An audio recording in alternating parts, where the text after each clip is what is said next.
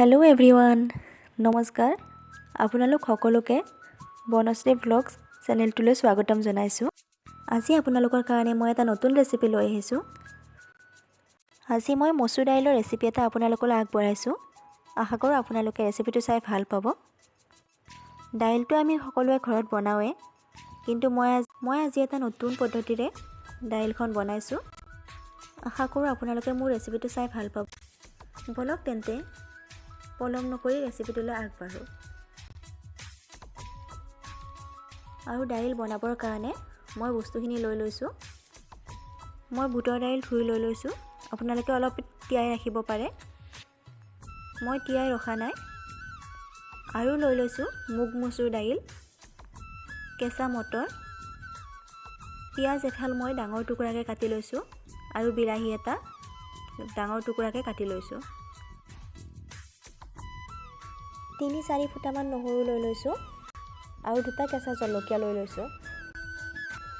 ইয়াত এতিয়া এচামুচমান তেল দি দিম।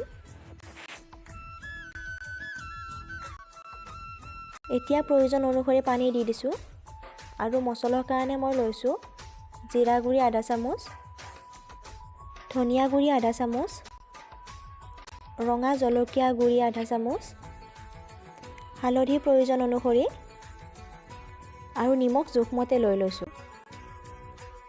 এতিয়া এইখিনি আমি ভালদৰে মিক্স কৰি ল'ম। কুকাৰৰ ঢাকনিখন লগাই লৈছোঁ। যিহেতু বুটৰ দাইল সোনকালে সিজি নাহে, সেইটো কাৰণে মই 3টা চিটি আহিব দিম। এতিয়া কেৰাহীখন বহাই দিছোঁ। তেল অকণমান দি দিছোঁ। যিহেতু আগতে তেল লোৱা গৈছে, সেইটো কাৰণে তেল কম পৰিমাণে লৈ লৈছোঁ।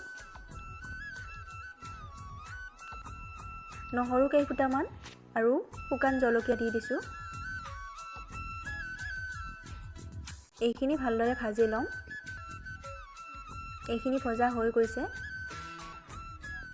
এতিয়া ইয়াত দাইলখিনি দি দিম আৰু ভালকৈ উতল আহিবলৈ আৰু 5 মিনিটমান উতল আহিবলৈ দিম।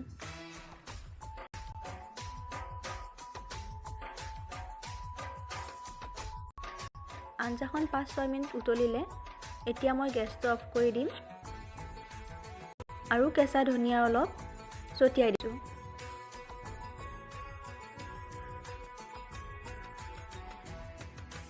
দাইল ৰেডি হৈ গৈছে। আপোনালোকে যদি মোৰ ভিডিঅ' চাই ভাল পায় তেনেহ'লে লাইক, কমেণ্ট আৰু মোৰ চেনেলটো ছাবস্ক্ৰাইব কৰি দিব। আৰু আপোনালোকে কেনেকুৱা ধৰণৰ ৰেচিপি বিচাৰে প্লিজ কমেণ্ট কৰি জনাব। ভিডিঅ'টো শেষলৈ চাই থকাৰ বাবে ধন্যবাদ।